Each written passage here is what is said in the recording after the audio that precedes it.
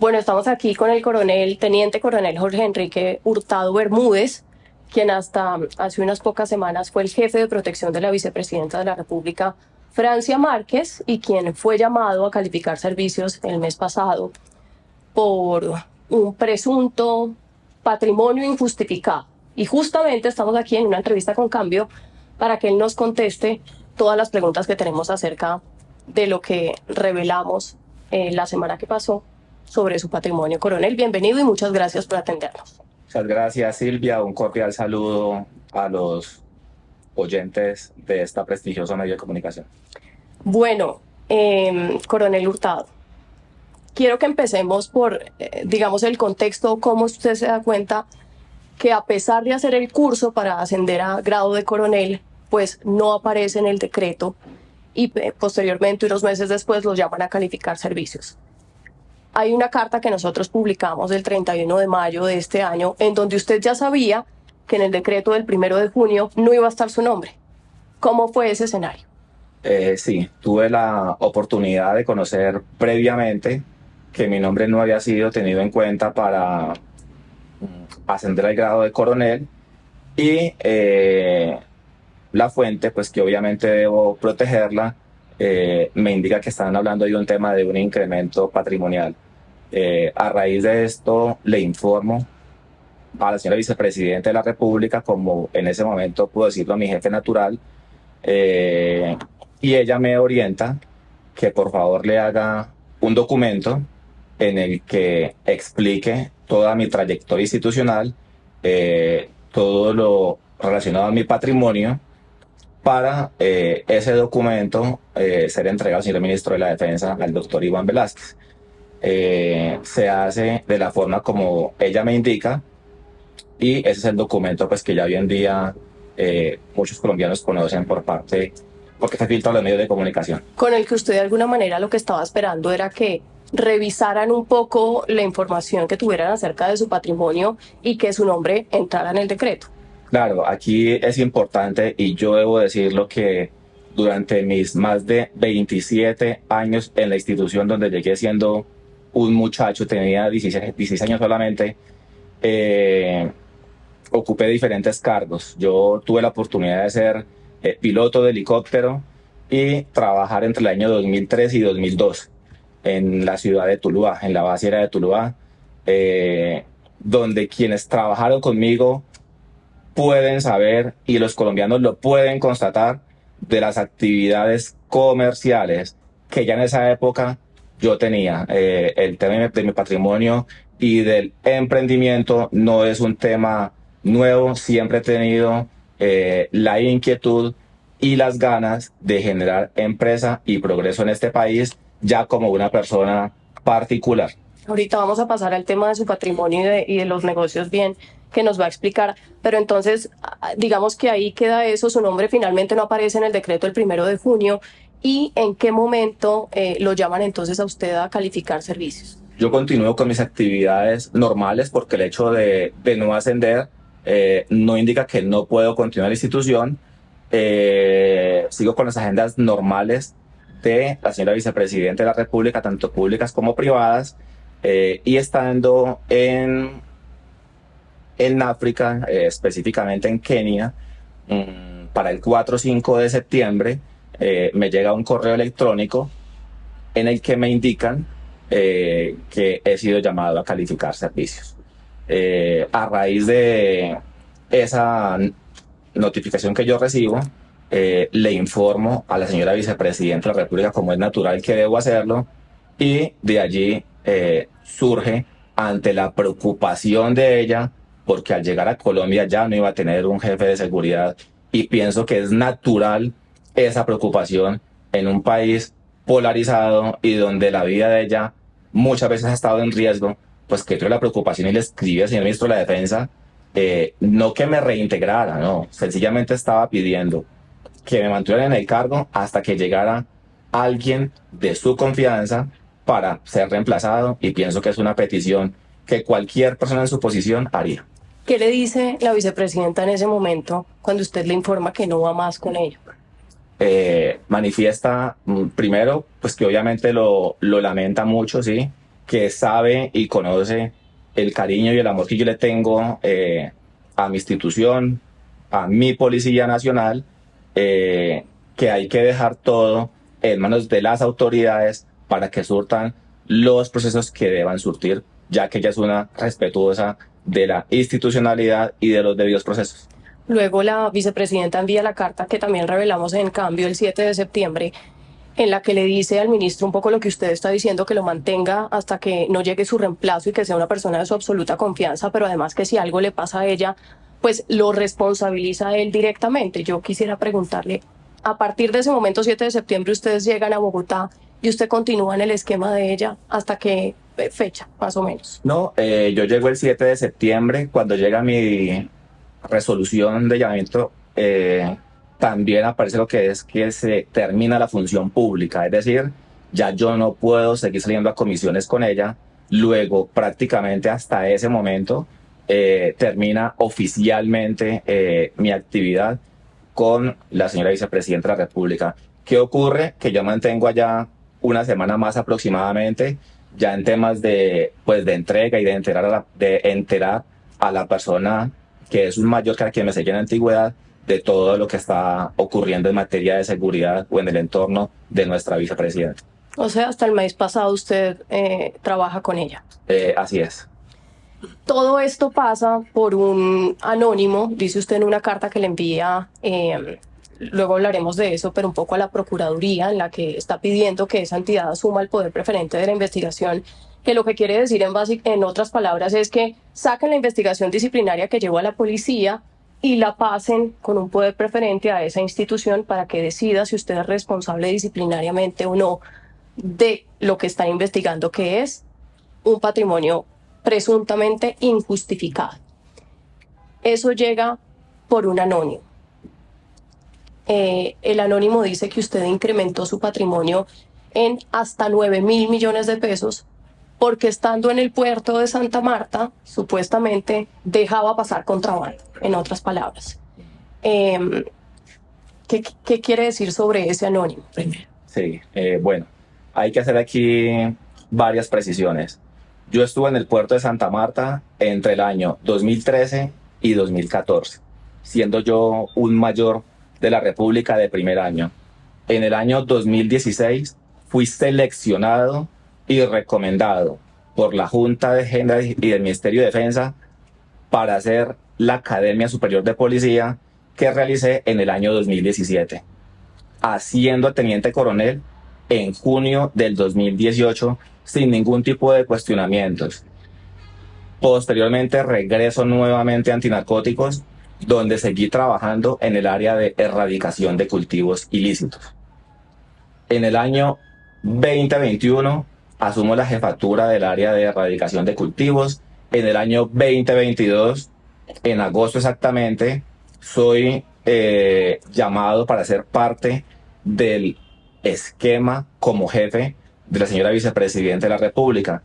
Pero voy a devolverme aquí un poco.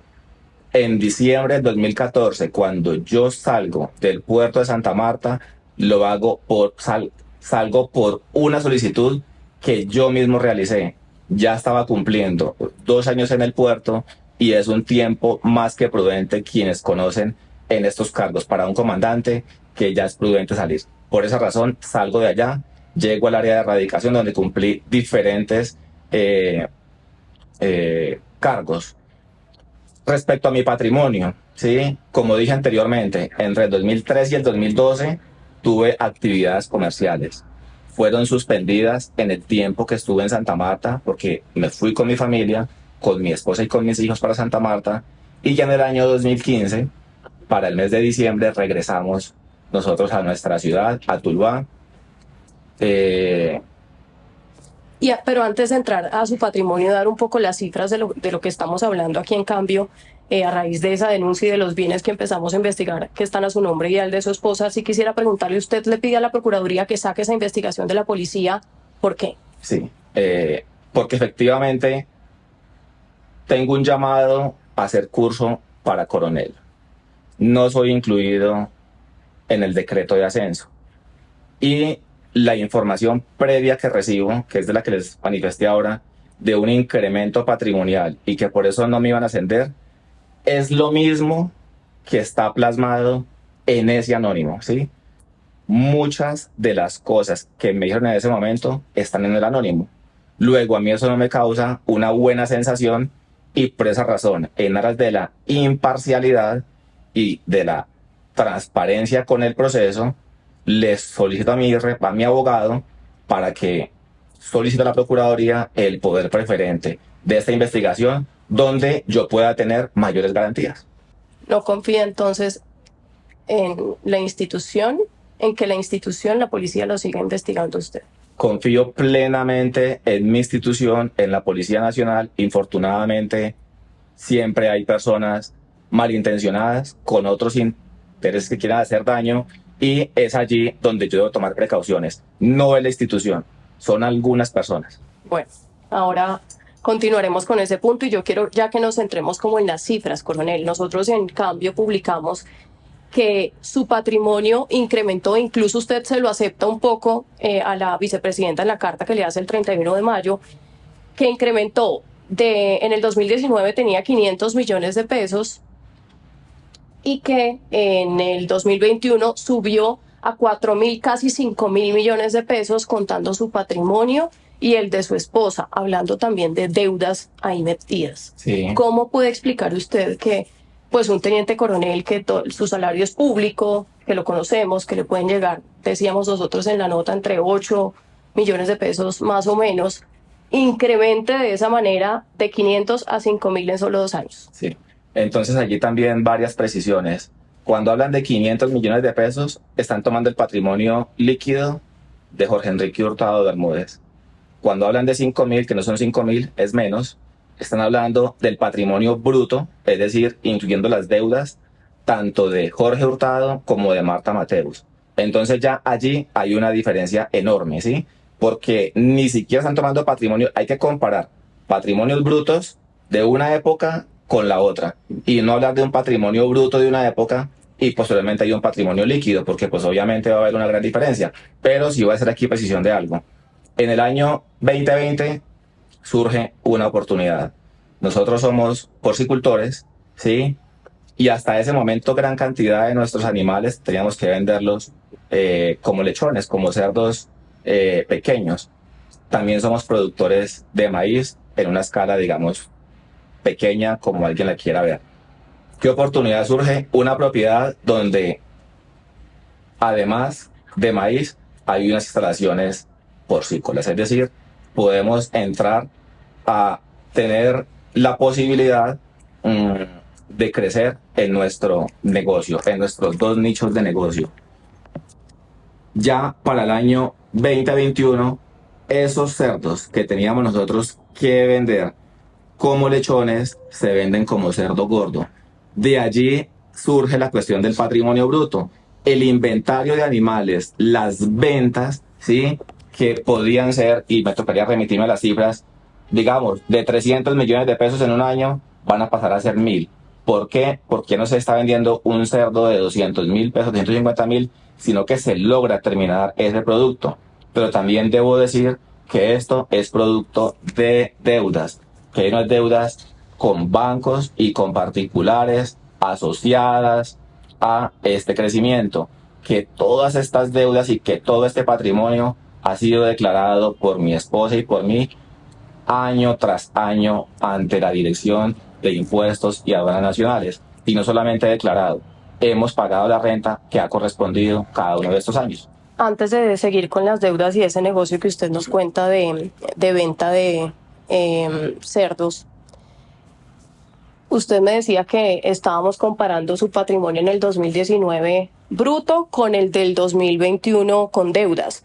Pero usted en la carta con la vicepresidenta, aquí tengo la foto que fue la que nosotros publicamos en el artículo, hace lo mismo. Aquí aparece su patrimonio en total 500 millones de pesos con deudas, con activos fijos, otros activos, y en el 2021 aparece 3.062 millones de pesos, porque ahí no está el de su esposa, que en conjunto sumaban los 5.000. A eso le estaba haciendo referencia. Si está hablando de 500 de Jorge Hurtado y 5.000 sumando a mi esposa, no están sumando el patrimonio de ella.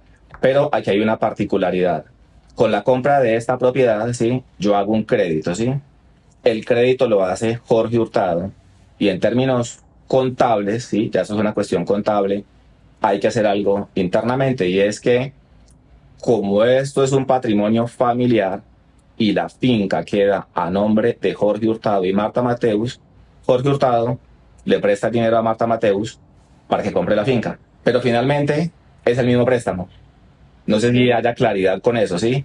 Luego, el crédito que yo hice más el crédito de mi esposa hace que en ese patrimonio bruto y de deudas aparezca un patrimonio de 4.900 millones de pesos. Vamos a pasar a esas deudas que también nosotros publicamos algo relacionado con eso porque usted tiene una deuda con una persona que tiene su apellido, que confía en usted en el año 2021 y le presta 1.200 millones de pesos. Me imagino que eso tiene que ver con la inversión de la finca que nos está contando.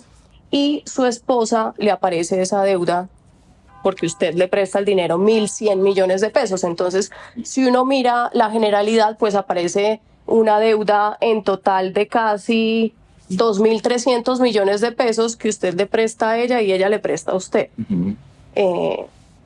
Eso, Sí. ¿cómo Entonces, para evitar suspicacias, los que tienen la posibilidad de verme en cámara, el señor Oscar Hurtado es mestizo, ¿sí? Él no es afro, no es familia mía, eso lo pueden también, pues obviamente, verificar, ¿sí? Sencillamente es un amigo y era en ese momento que precisamente estábamos saliendo de la pandemia o en ese momento que se aprovechaba la oportunidad y el préstamo fue por corto tiempo.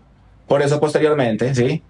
Acudo a un empresario y ya para el 2021-2022, como ustedes observan, ya aparece una empresa relacionada allí, ligada a ese crédito, a quien le firmé los respectivos pagarés y bueno, todo el tema de ley, deuda que está declarada por mí ante la DIAN y pues obviamente por esta empresa también ante la Global Negocios. Sí, así es. Bueno, entonces quiero entender un poco y también para que usted nos explique a todos. En el 2019, si tenía ese patrimonio de 500 millones, invierte usted en ese negocio de cerdos, de venta de cerdos, en el 2021, y es en ese momento, 2021 y 2022, que su patrimonio se dispara, teniendo en cuenta también pues las deudas. ¿Sí? Esa es la conclusión. En el 2021, ¿usted en dónde estaba en la policía? Ya, entonces ahí le voy a hacer también dos precisiones, ¿sí? ¿Por qué se dispara el patrimonio bruto? Y es que en esto es importante hacer claridad, ¿sí? Porque en ese patrimonio bruto está incluido ya como patrimonio la finca que compramos mi esposa y yo y la deuda, ¿sí? Entonces, un ejemplo, la finca costó, y pues tocará dar valores, 1.480 millones de pesos. Sumémosle la deuda, 1.600 millones. Ya allí automáticamente en el patrimonio bruto hay 3.080 millones de pesos. Y esto, pues cualquier persona que conozca lo va a poder entender, ¿sí? Para hablar aquí de números que no quería hacerlo, pero son 3.080 millones de pesos prácticamente del mismo bien. Del mismo bien, ¿sí? Del mismo crédito. Adicionalmente, entonces, ¿qué ocurre? Las ventas del 2020 con las ventas del 2021, donde hay un crecimiento en el tema de animales y más que de animales, de ventas, porque se está vendiendo un producto ya a un mayor precio porque tienen un mayor tiempo, ya no es el lechón que se estaba vendiendo de 21 días o en algunas ocasiones de 70 días cuando salen de preseo, sino que se trata de un animal de 155 días con un peso promedio de 110 kilos, donde obviamente su valor es mayor y esto hace que el inventario de animales pues también crezca. Eso le iba a preguntar también lo de su empresa. ¿Cuándo empieza usted ese negocio, esa empresa? ¿La constituye? En el año 2015-2016 como persona natural mi esposa y es cuando regresamos nuevamente a Tuluá, ¿sí? Okay. O sea, esa parte de los cerdos surge en ese momento. Y prospera. Bueno, ahora continuaremos con ese punto y yo quiero ya que nos centremos como en las cifras, coronel. Nosotros en cambio publicamos que su patrimonio incrementó, incluso usted se lo acepta un poco a la vicepresidenta en la carta que le hace el 31 de mayo, que incrementó en el 2019 tenía 500 millones de pesos y que en el 2021 subió a 4.000, casi 5.000 millones de pesos, contando su patrimonio y el de su esposa, hablando también de deudas ahí metidas. Sí. ¿Cómo puede explicar usted que pues un teniente coronel que su salario es público, que lo conocemos, que le pueden llegar, decíamos nosotros en la nota, entre 8 millones de pesos más o menos, en el año 2021? Porque en el 2019, según entiendo, usted estaba vendiendo alrededor de 400 millones de pesos Sí. en esta Por el venta de cultivo por de el tamaño de los animales, hagamos claridad, Sí, por el tamaño por de el los tamaño de animales. los animales. Y en el 2021, en ese mismo año, también prospera su empresa y empieza a vender 1.500 millones Sí. de pesos. 2020-2021, recordemos que la finca se compra en el 2020, ¿sí? En el 2021 el ciclo del cerdo, para los que son conocedores, pero pues aquí rápidamente haré la exposición, ¿sí? Una cerda que ya estaba, porque el negocio ya estaba así, dura 114 días en gestación, tiene lechones, un promedio de 12.5 por cerda, duran 21 días los animales en destetarse, posteriormente pasan a un ciclo de preseo y ceba, donde el término final de venta es a los 155, 160 días con un peso promedio de 110 kilos. Entonces, es en ese momento, al tener la posibilidad de vender un animal o de tener un inventario con cerdo gordo y no con cerdo lechón, donde evidentemente los números van a crecer, ¿sí? Porque no es igual vender un animal, vuelvo y repito, de 250 a 300 mil pesos a un animal de 1 millón de pesos. ¿A qué le puede usted atribuir esa buena suerte, por decirlo de alguna manera, de que en el 2019 pues su patrimonio fuera de 500 millones y vendiera 400 millones de pesos en cerdos, y en el 2021 ya creciera a 5.000, teniendo en cuenta las deudas, porque endeudarse también pues es tener capacidad de pago, y 1.500 millones de pesos en la venta de los cerdos? No es producto de la buena suerte, es producto de la visión y de la oportunidad que se vio en la compra de ese bien. Cuando lo adquirí, ya sabía que eso iba a pasar, ¿sí? Que iba a haber un crecimiento en el patrimonio.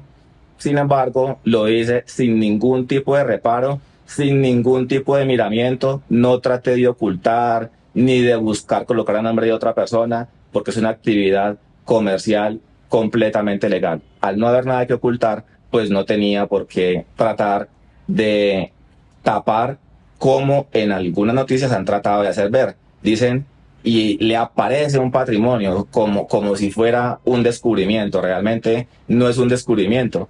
Está en mis declaraciones de renta y está en el documento que bien ahora mencionas, le envía a la señora vicepresidenta de la República. ¿Cómo hizo usted, coronel, para que, digamos, esta empresa Global Negocios, creo que es una empresa fundada en Cali, ¿verdad? Y el particular que usted dice que no es familiar de usted, pues le apostaran a su proyecto y creyeran en que usted le iba a pagar las deudas, pues que no son menores? Habían unas garantías. Nadie presta una cantidad de estas sin ningún tipo de garantía. Hay unas garantías pues que obviamente tienen mis acreedores. Y finalmente, sobre el tema de estas cifras, que sé que son molestas, pero también como son públicas, pues tenemos que preguntárselas.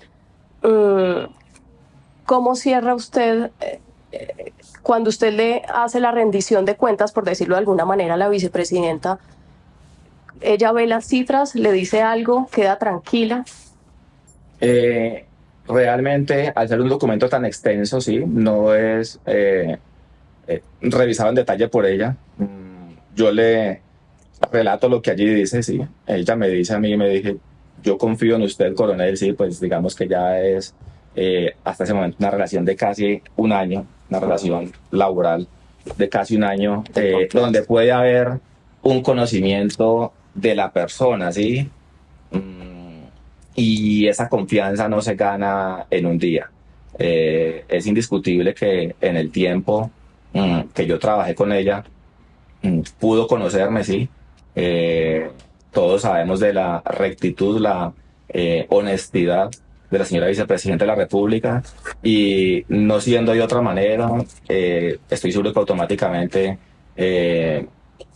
me hubiera volteado la espalda, digámoslo así, porque ya no con esta, con cuestiones ilegales o ilícitas. Adicionalmente, su equipo jurídico, sí tengo conocimiento, que revisaron el documento y pues obviamente se dieron cuenta que todo se encontraba en regla. Todo estaba soportado. Ya para cerrar el tema de su negocio, coronel, entiendo yo que fue exitoso, sigue siendo exitoso, sigue Gracias a usted Dios, con él. seguimos con el negocio. ¿Usted lo maneja o quién maneja su negocio? Mi esposa estaba al frente del negocio en estos 8 años, porque pues también debo decir, sí, yo he trabajado en diferentes lugares del país, en comisiones de 60, 75, 90 días, después del año 2014, en Tumaco, en San José del Guaviare, en el Magdalena Medio, en Puerto de Río, y mi esposa ha estado en Bogotá, en Tuluá, al frente de los negocios, mientras yo he estado en estos lugares del país. Ha sido un sacrificio familiar que hemos decidido hacer. ¿Por qué? Porque queremos un mayor bienestar para nuestros hijos. Infortunadamente, y aquí también quiero hacer la claridad, ellos están siendo afectados por todo lo que está ocurriendo. Y la razón por la que no había salido a medios previamente era porque yo quería evitarle esto a mi familia, a un padre de 82 años, a una madre de 72 años, que son personas que sufren, ¿sí? Detrás de todo esto hay una familia, ¿sí? Y realmente uno trabaja siempre pensando en el bienestar de ellos. Y no quiere uno que se vean expuestos a este tipo de cosas, a un hijo en el colegio que le vayan a hacer bullying en el colegio, a una hija en la universidad donde hoy no fue, ¿sí? Es un tema realmente complejo donde terminan inclusive con este tipo de exposiciones colocando en riesgo la seguridad de las personas. Recordemos, pues en el país que estamos, recordemos la situación que está viviendo Tuluá. Entonces, que llegue un momento en que tenga que sacar su familia de la ciudad porque hoy no están allá, porque no es conveniente que estén allá, pues ya deja de ser cómodo. Ya es complicado para uno como ser humano. Lo entiendo, coronel. Tome agua si quiere, para que podamos hablar con tranquilidad. Cuando usted dice eso, todos como seres humanos de alguna manera sentimos y sabemos o suponemos que puede estar pasando usted y su familia. ¿Qué piensa usted o qué siente cuando cuando ve que todo este proceso, el anónimo, la investigación y todo sale de una institución en la que trabajó 27 años? Profunda tristeza, porque infortunadamente, vuelvo y repito, siempre habrán personas malintencionadas, con ganas de dañar.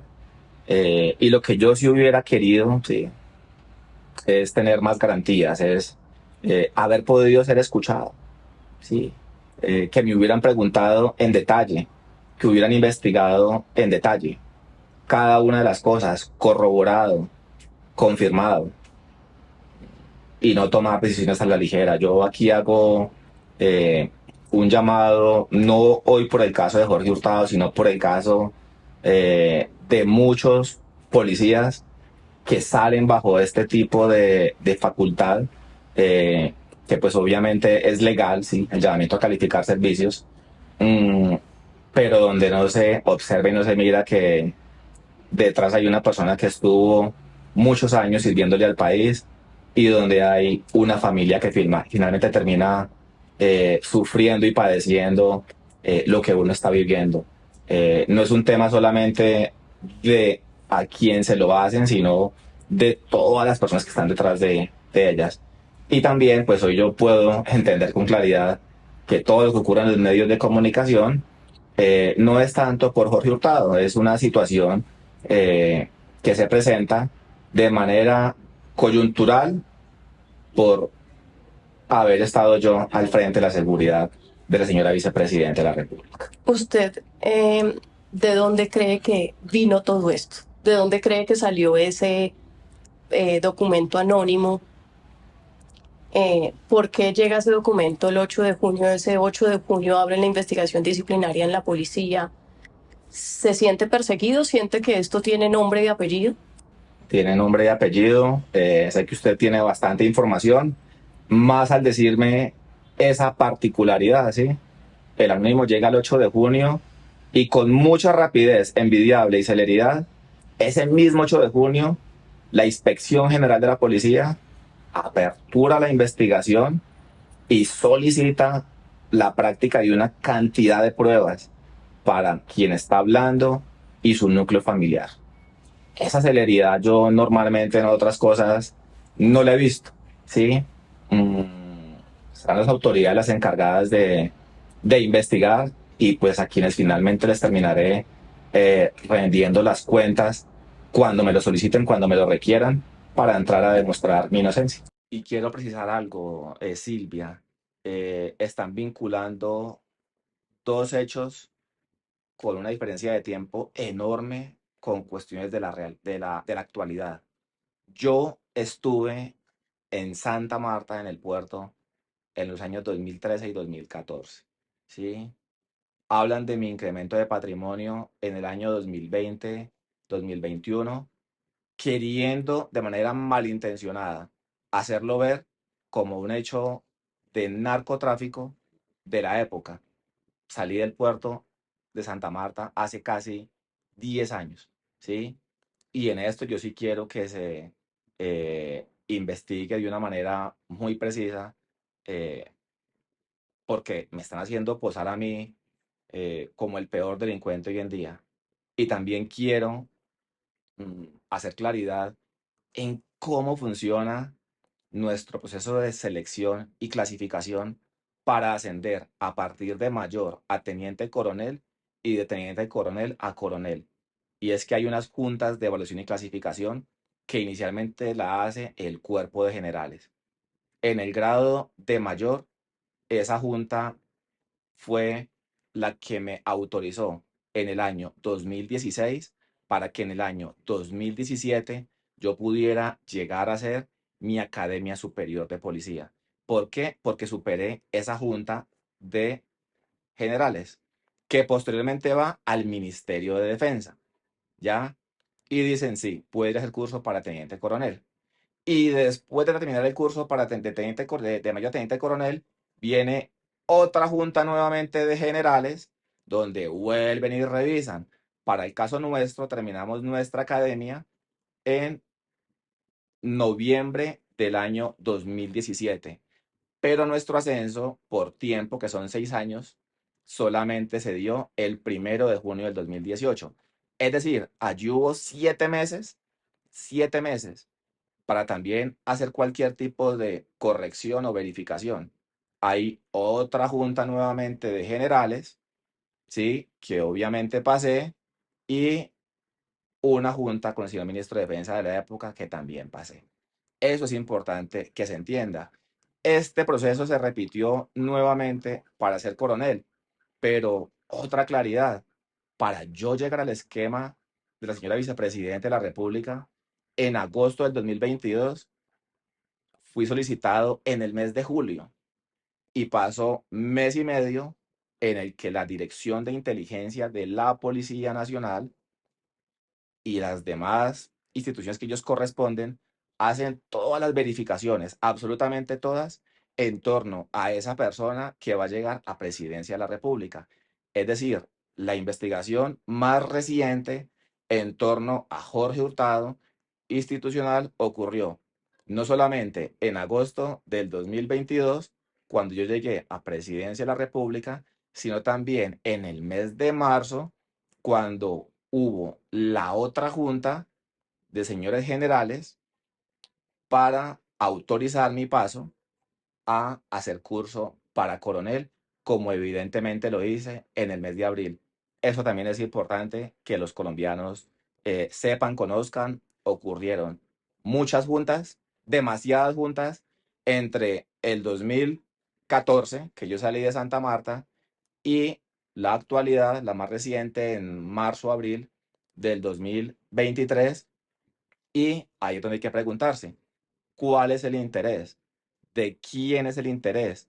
¿Cuál es la pretensión? ¿Por qué se quiso que quien era el jefe de seguridad de la señora vicepresidenta de la República saliera?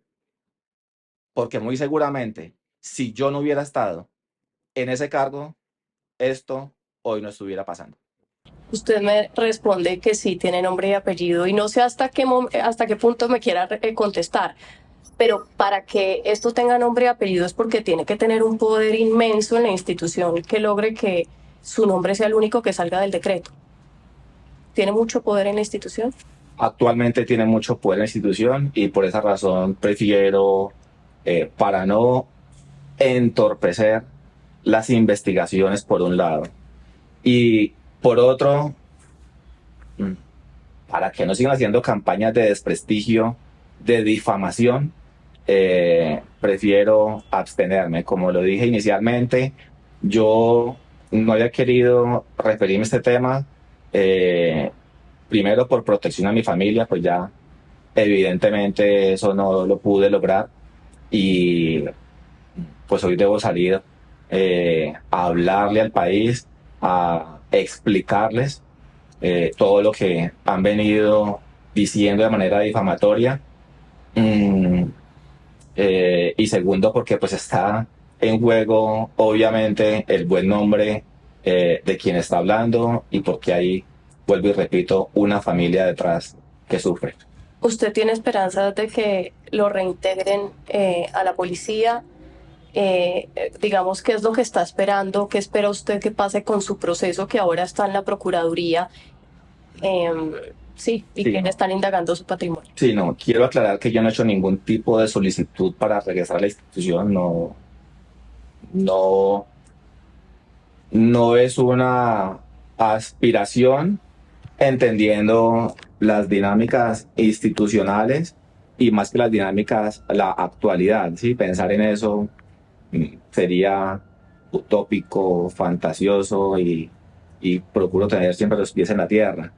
Mm, lo que espero de la Procuraduría es precisamente eso, la transparencia en todo este proceso disciplinario, porque claro que es un proceso disciplinario con base en un anónimo y pues poder ser requerido y poder explicar en el momento en que así ellos lo determinen cada uno de los interrogantes o inquietudes que puedan surgir. Ujú. Cuando usted sale de la institución en septiembre, en este mes, semanas después de su llamamiento a calificar servicios, salen una cantidad de generales. eh, el inspector, sale por ejemplo el subdirector, que antes también estuvo en antinarcóticos. ¿Cree que estos movimientos o estas decisiones guardan alguna relación? No, yo no le veo ningún tipo de relación con lo que a mí me está ocurriendo. ¿Usted cree que esto es una persecución de alguien en particular en su contra, alguien que tiene poder? Es un asunto completamente distinto a la salida de los tres señores generales. Bueno, coronel, pues le agradezco estos minutos aquí en Cambio por dar las explicaciones, porque nosotros desde el primer momento, debo decirlo, lo buscamos para que nos explicara antes de publicar la nota un poco lo que estaba pasando con su patrimonio, que ya de alguna manera iba a ser público por esas cartas que se conocieron. Y gracias por recibirnos. Sí, gracias a usted por la oportunidad que me da de expresarme. Vuelvo y repito, no lo había hecho antes para proteger mi familia, para que las investigaciones avanzaran sin ningún tipo de miramiento mediático también. Eso es importante que ustedes lo sepan. Mm, Quienes me conocen saben de mi trayectoria, saben lo que he sido en estos 20 años y la invitación hoy a las autoridades es a que se pueda ver todo de una manera general. No, aquí no se pueden concentrar en una cuestión de 3, 4 años, sino que hay que mirar desde la génesis, desde el inicio y también de preguntarnos por qué llega un anónimo el 8 de junio y se hace toda una serie de requerimientos y todo un despliegue. También es importante que sepan de quién es Jorge Hurtado, un hijo de Tuluá, ¿sí? De padres trabajadores, el cuarto de 5 hermanos, todos de ellos profesionales, todos profesionales y todos con un trabajo estable desde hace más de 20 años. Eso es importante que se sepa, ¿sí? La composición familiar. También es importante que ustedes sepan que en el año 96, cuando entré a la escuela de cadetes, éramos más de 200 cadetes, un único afrodescendiente, quien en este momento está hablando. Y también quiero que sepan que de todos los coroneles que hoy en día hay en la policía, solamente queda uno. Éramos dos, un teniente coronel y un coronel full. Con mi salida queda solamente uno. También es importante que se entre a revisar, a verificar, a evaluar por qué en el grado de mayor y de teniente coronel, por A, B, C, D o la razón que sea, salen de la institución los oficiales afrodescendientes, oficiales superiores, que hasta ese momento tenían trayectorias o carreras brillantes y limpias. Y ya que me mencionó el tema de discriminación, según le estoy entendiendo un poco, eso que usted me decía que tiene nombre y apellido, ¿tiene que ver, podría tener que ver con un tema de discriminación? ¿O es institucional? Lo hablo de manera general, ¿sí? Así a veces nosotros queramos ocultarlo, estamos en un país racista. Muy seguramente si quien tuviera esto fuera otra persona con otro color, no habría problema y no habría ningún inconveniente, pero muchas veces en las cabezas es muy difícil digerir y aceptar que una persona negra pueda tener el empuje, la visión de negocio para poder lograr construir un patrimonio. Patrimonio que, vuelvo y repito, está cargado de una gran cantidad de deudas, pero donde también he aprendido, porque tengo bastantes mentores, que la única manera de poder lograr un patrimonio es con deudas. De otra manera es muy complicado. Y esas deudas y ese crecimiento nos dan la oportunidad de seguir apalancándonos y consiguiendo créditos cada vez mayores. Quienes son empresarios lo pueden entender, o quienes de pronto han revisado un poco todo el tema de economía en este sentido. Cerrar, y ahora sí cerrar, coronel, quiero preguntarle su relación con la vicepresidenta después de todo esto, ¿cómo está? Continúa siendo muy cordial, ¿sí? En las veces que por alguna razón he tenido que hablar con ella, por cuestiones que hay que entender, ¿no? Fue un año y siguen surgiendo cosas que hay que entrar a, no digamos a resolver, pero sí a responder ante algún interrogante relacionado con temas de seguridad. Sigue siendo muy cordial. Vuelvo y repito, es una persona que ojalá los colombianos tuvieran la oportunidad de conocer ese extraordinario ser humano como tuve la oportunidad yo de hacerlo este año, y para ella mi gratitud. ¿Y cuando su tema se hizo público, ha hablado con ella? Después de que se hizo público el tema, este tema de su patrimonio, en cambio, ¿ha hablado con ella o no ha vuelto a tener comunicación? Un WhatsApp con la noticia. No ha hablado, un WhatsApp con el tema de la noticia. Después de ser público, un WhatsApp con lo que estaban publicando. Bueno, coronel, pues gracias por darnos sus explicaciones en estos minutos, y que todo le termine de salir bien en las autoridades y que pueda explicar sus cuentas así como lo hizo acá. Muchas gracias, Silvia, y a los oyentes y televidentes que llegaron hasta esta parte de la entrevista. Gracias.